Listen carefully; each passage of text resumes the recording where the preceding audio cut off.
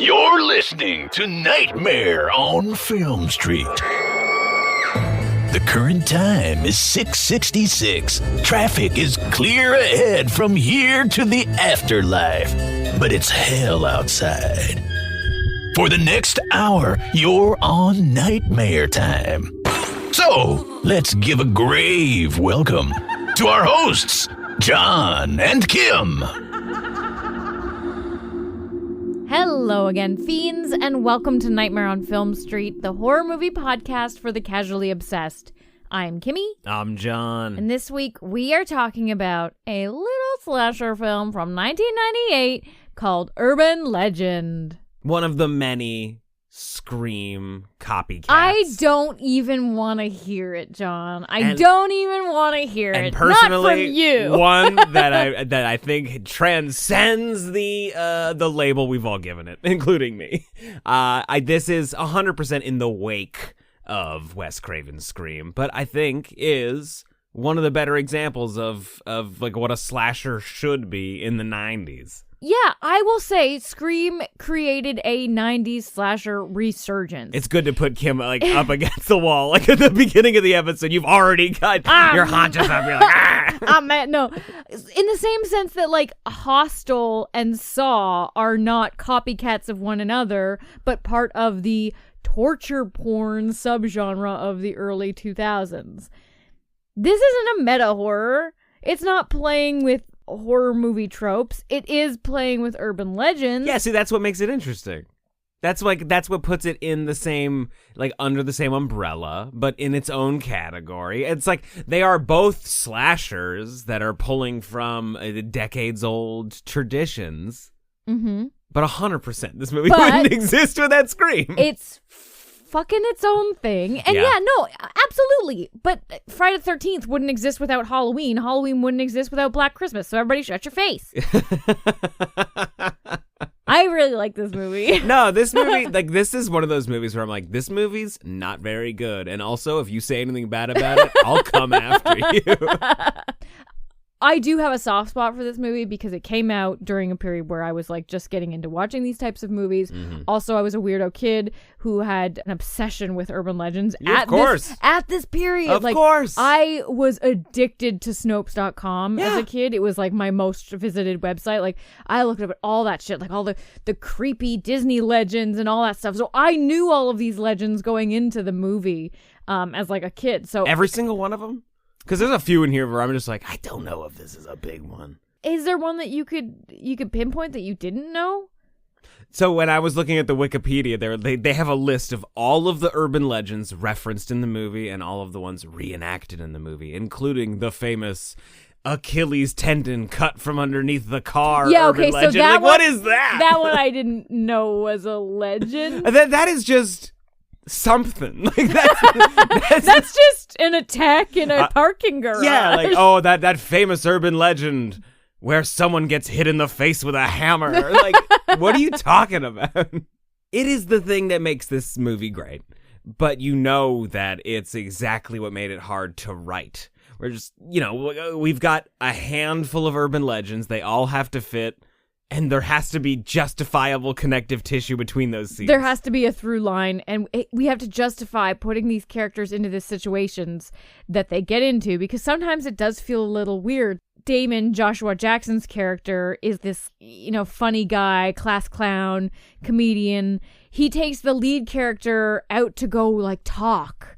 Because she's having a bad time. And he's a good listener. Yeah, because her friend, although it's secretly her friend, because she doesn't talk about it because she got history with her. This got complicated in dies. one sentence. They just set up for them to go away in a car together. And then all of a sudden we cut to, they're in the woods doing, like, reenacting this Lover's Lane shit. And it's just like, why did she let him drive her into this secluded woods with a car ready to break down, I add? I think that is the thing that drove you the most mad while we were watching it. Yeah, like this, he has a car that has a very specific temperament. You have to give it a little bit of gas twice. You have to tap the steering wheel. But it's not just that. Like, we cut into the scene and they're already parked in this like isolated forest. But there are steps to getting into an isolated forest.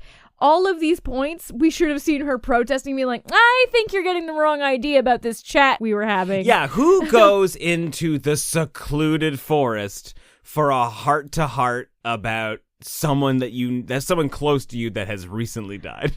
He is evidently... I say that, but I'm like, this is the spot. He is evidently harmless, though. She can handle her own, and she does handle her own here, but it is all just a setup for the Lover's Lane urban legend. Yeah. Which is one of my favorite urban legends, Yeah. There are a lot of different variants of it. I don't know if I ever knew the hung boyfriend on the car version. I always had the hook for a hand. Yeah. And the hook would be left on on the driver's side door handle. I don't remember the hanging bit. Never. But it's a good bit. I like that. Life. I like the variant.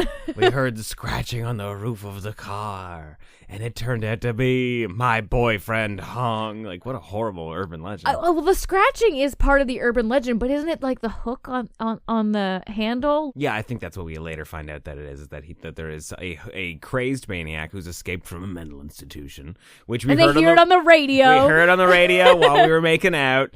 He goes out to go to use the bathroom or whatever, pee in the bush, and then this crazed maniac with a hook for a hand is trying to get into the car. Yeah, she freaks out, drives away, and then we have the hook stuck on the handle of the car. Yeah, and this urban legend has so many layers because I'm sure it originated in the 1950s when teenagers were going necking at Lover's Lane Friday nights, Saturday nights, and adults were trying to scare them away from not doing that, not isolating themselves. The world was such a cooler place when we were just trying to tell kids the scariest fucking stories imaginable. But then to stop them from doing shit. I think it got even more lasting power because it wasn't an urban legend when the Zodiac Killer was fucking doing it. Okay, because but he didn't have a hook for a hand. No, but that's where the Zodiac Killer found a lot of his victims, was at these Lover's Lane makeout corners, which makes it not really an urban legend, or is kind of what this movie's doing and making urban legends real. Well, there's also that Texarkana Phantom, right? Was that his name? The guy from the town that dreaded sundown? Isn't that also based on kind of a Lover's Lane killer? Yeah, I think so. Yeah. Another huge win for urban legend is that it really came out at the right time. You couldn't put this movie out now. I don't think anybody cares about urban legends now. I would watch it. Well, yeah, of course you would, because you just did this evening. So they were actually going to remake this movie, but it got pushed back because of COVID, and then they kind of lost interest in it, and so it's no more. Well, it's because if you're gonna do a movie like this now, it has to just be QAnon, the horror movie. It would just be all internet shit, right? Yeah. I guess every creepypasta is almost thanks to urban legends, right? Creepypastas are urban legends. Okay. They're just, I would dumb. say less interesting. Maybe that's why I never got into them, because I prefer the ones that have longevity. They're kind of like whisper tales, so much so that you don't know their origin, whereas these ones are just somebody's like, I'm going to go viral on no sleep. And so they write a story on no sleep. Yeah. I was having a hard time sleeping. I set up a camera, and it turns out that my landlord comes in every night and drugs me or something. What?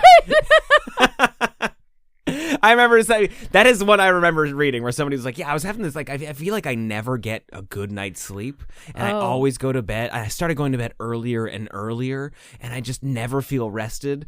And I set up this camera to see what's wrong with my sleep patterns or whatever, and then it turns out that the landlord was coming in and drugging them, and then cradling them like a baby while they slept at night. See, I was just thinking of people being like, don't you hate liminal space? Man, can we quit it with the liminal space shit? It is invading so much of horror and so much of the creepypasta stuff on the internet. I vibe with liminal space, but not anymore. But not enough to have a whole game about it that has no purpose. Yeah, no more trauma and grief horror, and no more liminal space. No, I'm for liminal space. No, thank you. I'm done. It's only just begun. I'm done. It hasn't just begun, John. It's been years. Well, yeah. I You're know, old. It's just fine. And speaking of being old, are we the last generation to really appreciate a movie like this, or just urban legends in general? Because there was, I'm sure you remember, when we watched it, or even just at that age where you're discovering what urban legends are, you had heard about all of these and secretly believed they were true. Before. Yeah. Okay.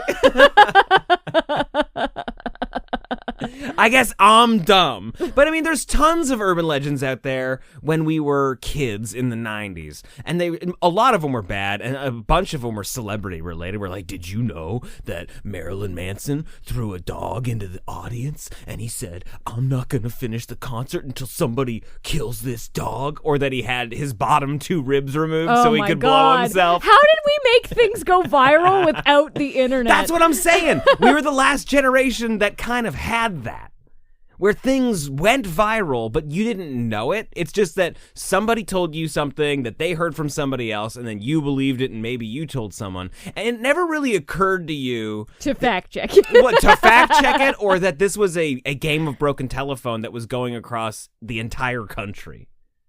Until you heard it on TV, and instead of thinking, oh, this is a lie we've all told ourselves, you're like, oh, confirmation. Like, somebody in a movie referenced a thing my friend told me because it happened to a friend of his, and so I guess they also know my friend's friend. The weird thing would be when you kind of had, like, your existing urban legends from your existing childhood community, and then like going into like high school or middle school or even just a new friend group, and then you hear an urban legend from that group that's slightly different than your own friend group. It's like going to a friend's house and playing Monopoly and being like, you guys don't play right. Yeah.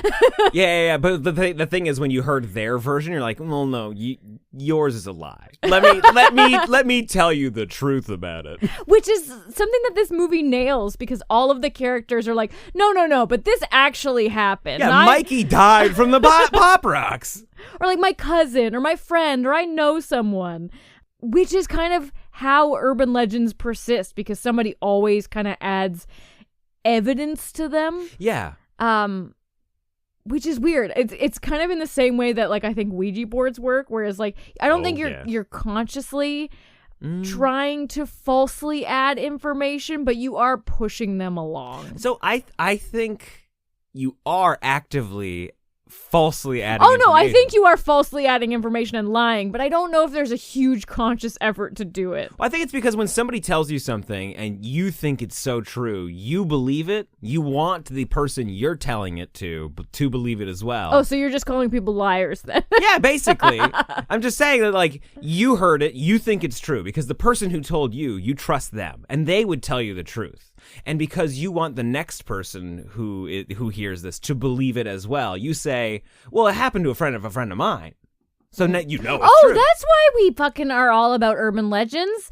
Freaky stories. Yeah, we grew up with freaky stories. Yeah, exactly. The opening of every story was, it happened to a friend of mine. Yes, we talk about this all the time on the podcast, but if you have heard us say it and you haven't looked it up, you need to watch Freaky Stories. I don't care that you're an adult. You need it in your life. You need to add it and pretend you've been watching it your whole life, because it will shape you. Yeah, you want to see a cockroach and a maggot puppet who live in a diner and tell each other urban legends after hours? And then see those stories animated? You got to check this show out. Yeah. We have interviewed filmmakers now who grew up with it, and they were like, oh no, this shaped my entire life. Yes. It's scary stories to tell in the dark, but in like a cute, quirky, 1950s cartoon style way. Yeah, love it. Anytime we get to talk about it, it's just a joy. Yeah, absolutely. You want a good dose of Canadian horror? Like, you like Are You Afraid of the Dark and Goosebumps? You got to seek out Freaky Stories. But yeah, they really do jam a lot of urban legends into the movie, and you kind of just like have to go with it and like just suspend your disbelief that that's all this college cares about, because they're literally taking like a folklore class where they're talking about urban legends in the class. Kids are getting murdered outside of the class like urban legends, and it's all just a coincidence. It's amazing that the teacher who's teaching this urban legends class, Robert Englund, doesn't sort of take it upon himself to lead the charge in solving these crimes. Yeah, he's uniquely positioned to add insight to this. Well, nobody kind of believes anything's happening because it takes place over such a short period, and they're just like, oh, it's a weekend. Of course, that one kid, we can't find him. He's gone. It's the weekend. He's probably shacked up in a hotel with a girl or a boy or a farm animal is actually what the dean says. But so, like, after the main character, Natalie, witnesses her roommate being murdered. Oh, God. And then we will talk about that kill in a second. But they're like, oh, she committed suicide because she was a goth. And then wrote a suicide. But prior to this, she, freaked out and alerted all of the proper people, like the campus police and the dean, about that guy in the woods getting murdered /hung /urban legend. And everybody's like, no, he just went away. After we have a verified corpse, should we not maybe go back and reevaluate the corpse she was talking about a day or two ago? No, instead we're just gonna smear her reputation. Be like, I think you got in a spot of trouble back She's in a little high-strung. high-strung. Yeah. You can't be trusted. You're traumatized. But yeah, that roommate kill, it always is a great moment of the movie. Oh, God. And they're also just building to it really well because Tosh, the goth character, played by Danielle Harris, who everybody knows from the Halloween franchise, she is just a jerk. and she surprisingly has a lot. We cut back to her a lot just to really reiterate, ugh. Yeah, everything is so huffy puffy for her. She's got a great taste in music, though. I think every single song she's playing, I have had on a burnt CD. They're definitely B-sides, though, because they were Wow. Wow. It is maybe the coolest / craziest death because it's bad. Natalie has come home to her dorm room a couple times in the movie and sort of just walked in on Tosh, having sex with other goth dudes in the school. First off, that she met on the IBM chat. Yeah, I think it's internal in the school thing. No, it's goths for goths, which is definitely not just that school because there were not enough goths to have a whole website for them. Well, she was like anybody on. I guess she could message in a room that's nearby. There's probably a proximity chat or something because anybody on campus want to hook. Any gothic guys on campus want to hook up is what she said. The killer essentially poses as some goth guy who wants to hook up with her. He sneaks into the room and is strangling her when Natalie comes home. And instead of turning on the light and pissing off Tosh, she just puts on her headphones and goes to bed. And when she wakes up in the fucking morning, scrawled on the wall above her bed, which is crazy, in Tosh's blood is, "Aren't you glad you didn't turn on the lights?" Fucking rad. No, it's so good. Yeah. And also when you just think about it, if you try to just think about it literally and not just oh, that's a great horror movie scene, that would fuck up that girl forever. I'd be in a straitjacket the rest of my life. Immediately. I would request. I'd be like, hello, yeah, here's my my signed statement, and can I please have the straitjacket now? Yeah, I don't even know if I'd call the cops. I would just get up. I am not okay. In my pajamas, just walk to the hospital. Yeah, I thought listening to my roommate having sex was traumatizing. Well, listening to her die was the end of it for me. It's a lot. It would break me. Brain would not have the capacity and for she's that. And then for the rest of the movie she's like, oh, it's really she's a little pouty for the whole movie. Well, so this movie's got that kind of mystery element where we're bringing dark secrets from the past, and that's something that I think is really referential to Scream and Randy's rules, sure. how especially Scream 3 where they're trying to bring us to Hollywood and how Maureen Prescott was an actress and it all goes back to this, and that feels very much like we're doing here with Natalie being actually tied to the girl that died in the cold open, which we haven't talked about at all. So I've been waiting because we just got into the movie halfway through. I'm like, this is gonna be real great when we close out with the beginning of the movie. But so she's got this dark secret, which happens to be that her and the character from the cold open went to high school together, and they decided, for shits and gigs, that they were gonna do this urban legend where you turn off your headlights and then the first car that flashes you to Good Samaritan let you know your lights are off. Yeah. What do they say? It's a mob car or something? It's a gang initiation. Okay. This is a game you play. If you want to get into the gang, you got to do this. And then, whoever flashes. And then they ran him down. They ran him off the road, and he died immediately. And they just got probation because I guess they were 17-year-old and cute. It's it's like The Offspring say, Kim, come on out and play. You're under 18, you won't be doing any time.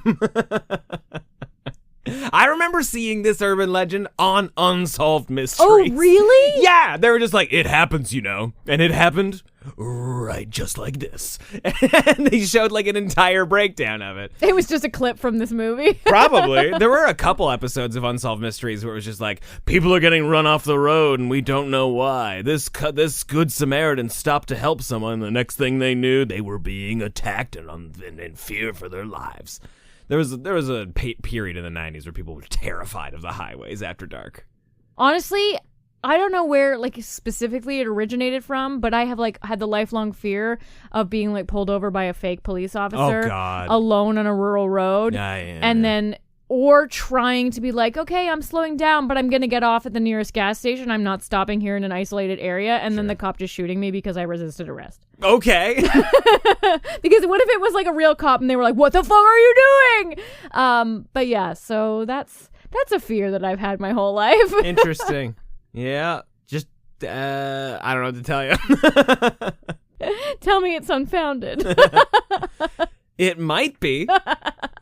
But yeah, I think getting to a gas station is the best way to go, which is exactly what our character does in the beginning of the movie. We might as well just bring it up. We're circling around it. Is this the best part of the movie? Yes. Well, it's the best part of this movie, absolutely. Is it the best cold open? Scream's pretty good. Is it the second best cold open of the 90s slashers? Oh, that's complicated. We're here tonight with Kimberly Coggle. asking the important Scream questions. 2 is also a really good cold open. Okay, let's just take the Scream franchise out of the equation. Notwithstanding the Scream franchise. Yes. I think so too. No, it's so good though. It is an entire short film, start to finish, no notes. And an incredible uncredited performance by Brad Dourif. The fucking music choice alone is so good. Oh, you mean her trying to sing along to Total Eclipse of the Heart? Total Eclipse of the Heart? What's the name of that song? Every now and then I fall apart, and I need you now. I fucking need you more than ever. No, I don't know the title. Had to just run through it. This could very easily have been a Meatloaf song, right? Yeah, I think that every single time I hear it. Yeah, absolutely. Okay. There's no way he didn't cover it live. Or maybe he wrote it. Maybe it is written by Jim Steinman? Is that the name? Meatloaf's name? No, Jim Steinman wrote all of Meatloaf's I was like, music. I thought Meatloaf's name was Meat Space Loaf. What am I supposed to look up? We don't know the name of the song. It's official. I have no evidence for it, but as an urban legend that we should start in the podcast, Jim Steinman wrote that song. Who's Jim Steinman? Jim Steinman wrote all the goddamn music for Meatloaf. Oh. Everything. Meatloaf didn't write his own music? No, Kim. Unfortunately, he did not. But he sang the hell out. Oh, but yeah, Brad Dourif is so good in this. Incredible. Best so good Samaritan we've ever had. Oh, and you can, when you watch it knowing what happens, because so the urban legend that we're doing in the cold open is the killer in the backseat. Mm-hmm. It's pouring rain. It is pouring rain this whole fucking movie. Yeah. We are in monsoon season in New England. It's Toronto. 100% this movie's Toronto. It is Toronto. It's the whole fucking movie shot in the University of Toronto. And there's a ton of Canadians in this movie. Yeah, tons of Canadian actors. There's a Canadian news anchor who Playing has a cameo. News anchor. So when he goes to pump the gas for her, which is not a Canadian thing, we do not have full serve up here. We do. Not really though. But he catches some sight of something in the back seat, and it's so subtle you have to look for it to see it. And then he's so smart about it. He takes her credit card and he goes to the office and he comes immediately back out and he's like, "Ma'am, you have to come inside. The credit card company's on the phone. They want to speak to you."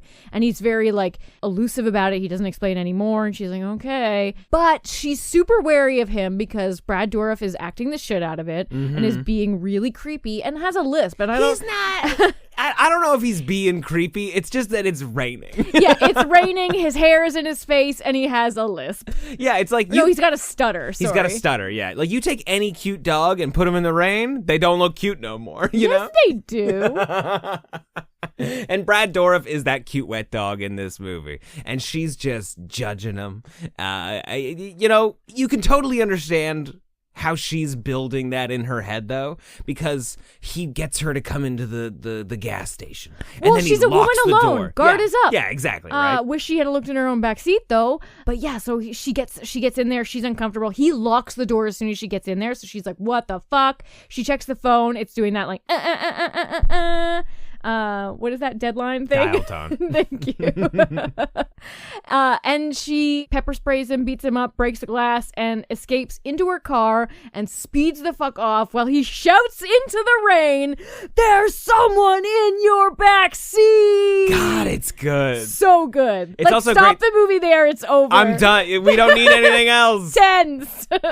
I mean, if you want to show me the dog in the microwave during the closing credits after that, I'm fine with that too. That's maybe my second favorite moment in this movie. I don't like it, Sure. but damn, do they shoot it good. It's so great. The camera's inside the microwave. And it's gooey like a fucking pizza pocket exploded. Yeah. So good. But that character gets one of the weirdest deaths in the movie because they still are so hung up on like, we have to kill somebody with pop rocks. It has to happen. So like we get a beer bong, we shove the tube down his throat. We a whole package of pop rocks, and then also Just Drano. Yeah, like rat poison or something, right? Like we did not need the pop rocks. But whatever. So here's one gripe I have, and maybe this just needed more research, kind of like the Dean's death with the ankle slicing. Yeah.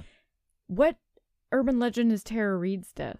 I don't know. Because she's chased around for 6 minutes and then just killed. Yeah, by the way, guys, Tara Reid's in this movie. If you forgot, we forgot in the middle of the movie. We forgot after we already saw her. Yeah, she'd been in 3 scenes, and then she comes back 20 minutes later like, oh yeah, right, Tara Reid's in this. Maybe it's supposed to be a bit of a play on 2 things, right? On the like the radio host being killed on air. Is that maybe an urban legend? I guess. Because there's also at the party, there's that guy who's just like, this is a real scream in Love Roller Coasters, a real scream of a girl from a 911 call being murdered, and they used it in the song.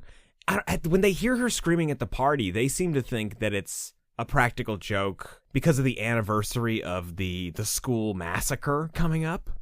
Which is also an urban legend that nobody quite believes. Yeah, so maybe there's an urban... Wikipedia will tell me, like, maybe there's an urban legend about a radio host getting killed on air. That sounds right. Mm. Otherwise, it's just fun to do, I guess. It's just a very long kill. It's a lot. A lot of time. And was this at a time... Tara Reid was not, like, a name at this point, right? I think Tara Reid has always been a name. Okay.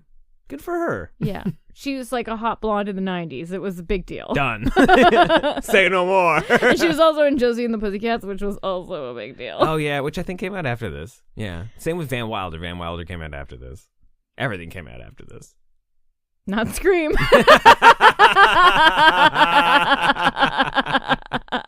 Okay, what do you think of the design of the killer? Love it. Yeah, there's no reason for it. No, but I love it. Why is it a winter coat? And who cares? It's like it doesn't even look cold out. No. And there's is it supposed to be a raincoat? Because the fur on the hood would be disgusting. But it's a good look. It's a great nice look. silhouette, and we have to hide how huge the killer's hair is. That is very true. Because the killer has a lot of hair. God damn it. She is so... What's the actress's name? Rebecca Gayheart. She is so fucking good in this movie. She is so good in this movie. Incredible. This is, I think, her second film role. Wow. And it's like, yeah, you get to be the killer. Congratulations. She is nailing the entire final scene, and it's such a memorable performance. Like, if you were to give a talk on, the killer's final speech and how the killer always does this big huzzah, this is the quintessential huzzah. This is the one. Yeah, I was going to say, this is so good. This is up there with Anthony Perkins and Psycho. She has a fucking PowerPoint presentation. I brought a visual aid. It's so good. It's so good. She's got that fucking, Polaroid carousel, evidence A. We're dealing with a bunch of narcissistic college students. How perfect is having a fucking PowerPoint presentation? Okay, so here's the thing, though. Is she just committing all of these other murders to hide the 2 that she wants to commit? No. I think... Why does she care about killing anybody else? Because she's unhinged. Okay. She has chosen murder. All right. That was a very defensive reply. Like, John, stop giving her such a hard time. Well, you don't just want to murder somebody because that doesn't inflict pain. So she's murdering all of her friends and everybody around her. She really picked this girl, like the one who wasn't driving the car, to be the last person to kill, though. It is funny that she killed, the two people she was most after, first and last. Yeah. But, it's her own strategy. She can do what she wants. Okay, yeah. But yeah, she's so fucking good. I don't know if you remember this. Maybe you just need your memory jog, but she's also in Jawbreaker. Oh, yeah. And she's fantastic in it. She's basically the lead in Jawbreaker. Yeah. You know what? She occupies the same space in my mind, and this is probably just a curly hair thing, as the girl from Carrie. The bully? No, the nice one who, basically offers up her boyfriend to Carrie for prom night. Yeah. If they ever did, a Carrie remake, she would have to be that role. Yeah, no, if they ever decided to... In the 90s. Okay. They've definitely they're never going to remake Carrie. I also want to offer up that it was a missed opportunity to not have her play a Catwoman. Oh, that would have been great. Right? Yeah, that would have been She would have been good. such a great follow-up to Michelle Pfeiffer's Catwoman. The fucking crazy light gray eyes. Yeah. She's so unhinged in that finale. Just so watchable. Yeah, maybe best villain speech in forever. Because this movie's surprisingly long. And there's a chunk in the middle of it where you're just like, okay, come on. I think we can... Maybe we fast forward a couple of these kills. We follow the security guard driving to get to places a bit, and I'm just like, do we have to follow it? We followed Jared Leto doing bad journalist. Oh, we haven't even detective talked work. about Jared Leto, but he's the killer does a PowerPoint presentation, but he is still more obnoxious. He's always got a fucking pencil and a notebook, and he's like, Can I quote you on that? What are the ethics of journalism? Oh, no, he was like, I dropped out of ethics because it was bringing my GPA down. Like, are you allowed to drop out of journalistic ethics if you're taking a journalism course? Or as a major? That seems like a core bit of journalism. I was reading that he was cast because they thought that there was a dark streak inside of him, like a darkness in him personally that was counter to the charming, handsome nature of his character. And I'm like, you're not describing the character of the movie. You're describing Jared Leto. Yeah, he's so weird in this. And for him to be the main love interest, and you're just like, but you're a dick. Yeah. And, well, we're still not sure until the very end of the movie whether or not you're the killer, right? Oh, when he comes out, after the killer speech, and he's doing that slow clap. For what? Oh, but he tries to convince her, he's like, yeah, let's go along with your plan, because she's kind of got a crush on him. Oh, that's right. And she's like, yeah, I could give you the info for your story, and blah, blah, blah. And he's like, yes, you could. And then she's buying in on it because she's a smart killer. Mm-hmm. She doesn't trust no Paul Allen. That caught me off guard for a second. I'm like, what the fuck are you talking about? His character's name is Paul in this. Is it actually? Yeah. That's great. And, if you don't remember, Jared Leto recently did an interview where he just pretended like he didn't know this movie existed. See, this is that dark streak. Yeah. You put him in your movie and he's going to tell you he doesn't remember it 20 years later. How rude! Adamantly denied that it existed. And I would say this is maybe his first starring role in something, right? He had already had a little bit of acting credit, I think. But yeah, this was one of the earlier ones. When was Requiem for a Dream? Shortly after this. I think that was in 1999. That came out. There was also Prefontaine, Fight Club, those all came out back to back to back. It's so weird that he's an actor that I've just never really been fond of, but chooses really good movies. It's kind of the opposite of Adam Driver, whereas I really like Adam Driver, but I can't name a single movie of his I like. Yeah. Jared Leto is the opposite. I hate Jared Leto, but damn does he pick some good movies. Even fucking Morbius, guys. I'm just pro-bat. Yeah. Let's just leave that at that. The thing, though, is that Paul and Natalie at the end of the movie are faced with a killer that they think is dead and a security guard who's bleeding out. Oh my God. And they're she's just been like, shot twice. You stay here. Nobody is putting any pressure on that wound for her. And then they drive off for a final huzzah with the killer sequence. But where are they driving? They are leaving a crime scene. The expectation, I think, is that they're going to go get help. But they're talking like, we've got to just go tell somebody that this happened. They're not like, we got to find a payphone. We got to do something to help Reese. They could have put her in the back seat. They could, but I guess they can't put her in the back seat because there's a killer in the back seat. But also the logistics of this, because it's kind of like the end of Halloween where, like Michael gets shot, he gets pushed out the window, and then we look out the window and he's not there anymore. But in this one, we just cut to them in the car. They would have had to have left that building and walked past. Seen that she isn't there. Walked past the killer who they pushed out the window and been like, where is she? So how did they get in the car? And then the killer is running behind them quietly to get in the back seat. It just doesn't make sense. Maybe it's a dream sequence. I was just thinking there's fun. There's actually quite a lot of fun connective tissue with some of the movies that we've talked about here and some of the movies we've covered on the podcast this season. Like Dawson's Creek. Yeah, the Dawson's Creek, that movie that we talked about, that show we can't stop talking about Dawson's Creek this season. There are a bunch of little fun nods like that where they play the music from Dawson's Creek. Also, something I was reading on Wikipedia. I'm sorry to interrupt your point. No, that's okay. At the very end, when we're following a new bunch of kids in the cafe and they're talking about well, I heard this happened last year and I heard this. And I heard the killer was a girl at school. And they're like, yeah, she was the Noxema girl. Rebecca Gayheart is the Noxema girl. Oh, really? Yeah. So it's just fun extra layer. I guess this movie is meta. I take back everything I said at the beginning. Well, so I think just being about urban legends is slightly meta. Maybe meta is not the right word for it, but it's playing around with something that is in the real world. It's some kind of story device or another. But okay, so Rebecca Gayheart is in Jawbreaker, which also stars Jackie Brown, and there is an extended sequence in this movie where the security guard Reese is watching Foxy Brown and just mouthing all the words that Pam Grier has in that scene. Also, the actress who plays Natalie, Alicia Witt, I think her first starring role was in David Lynch's Dune. She's the little baby that grows up all of a sudden at the end of the movie, and she's like a prophet. That movie's Is she the one weird. that's Anya Taylor-Joy in the new one? Yes. Okay. Yeah. Where she's the one that's like a baby but a dream, but an adult getting woman? visions from the future and stuff. Yeah, exactly. And she's Donna's sister in Twin Peaks. Okay. It's all connected, man. She's also in Longlegs. Where is she in Longlegs? She's the nun mom. Fuck me, man. Yeah. Okay. Yeah. Now, none of that is technically the theme for this season of the podcast. The theme of the podcast is 6 Degrees of Kevin Bacon. I mean, that's possible. I bet you could still do that. If somebody submits that as an answer, though, do we have to accept it? No. Okay, good. Because it's probably not a lie.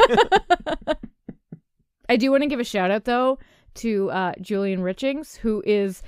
I got this right off IMDb. His character's name is Weird Janitor. Weird Janitor. But Julian Richings is a Canadian actor that usually just does cool side characters because he's just got a very unique face and a very unique look.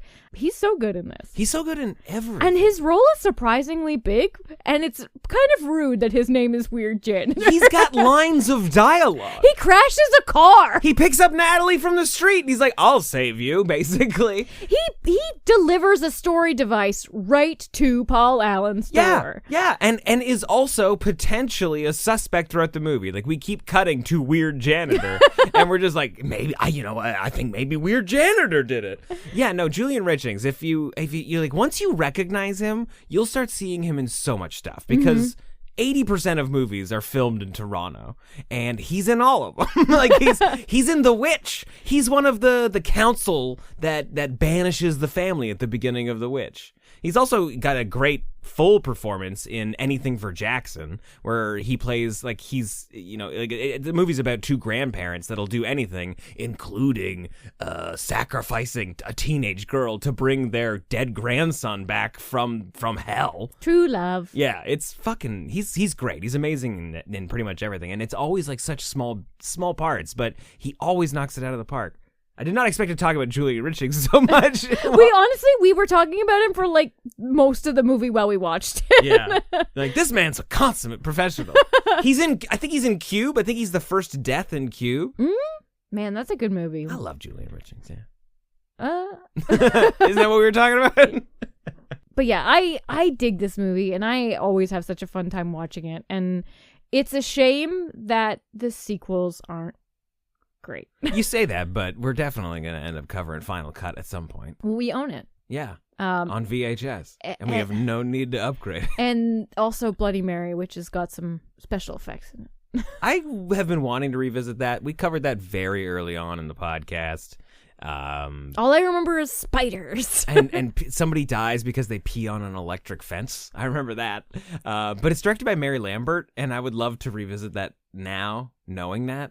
But yeah, urban legend, like talking about Julian Richings, Robert Englund, Danielle Harris, Brad Dourif. This has got a cast. This is like the Expendables. Like there's Wishmaster, which really brought a lot of people together. But this is another one. We're just like, we're getting the whole fucking team together. Like we'd like all of these great icons of horror. Tara Reid. Yeah, we're getting the band back together at last. Yeah, I know. I dig this movie. Icons. Yeah. And believe it or not, this movie has something in common with everything else we've talked about on the podcast this season. If you can predict the theme for this season of the podcast, submit your answer. You'll find a link for the Google form in the episode description wherever you're listening to this. And you can win yourself a cool Nightmare on Film Street prize pack.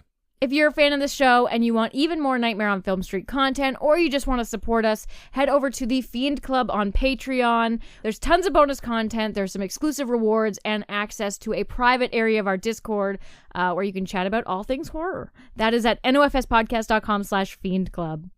We'll be back again soon with another clue to the secret theme. But until then, I'm John. I'm Kimmy.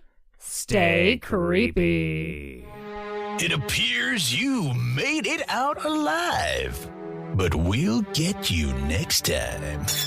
Help us to grow the horde. Leave a 5-star review on Apple Podcasts or wherever you subscribe. More terror can be found lurking on our website, nofspodcast.com. Until next time, stay creepy, fiends.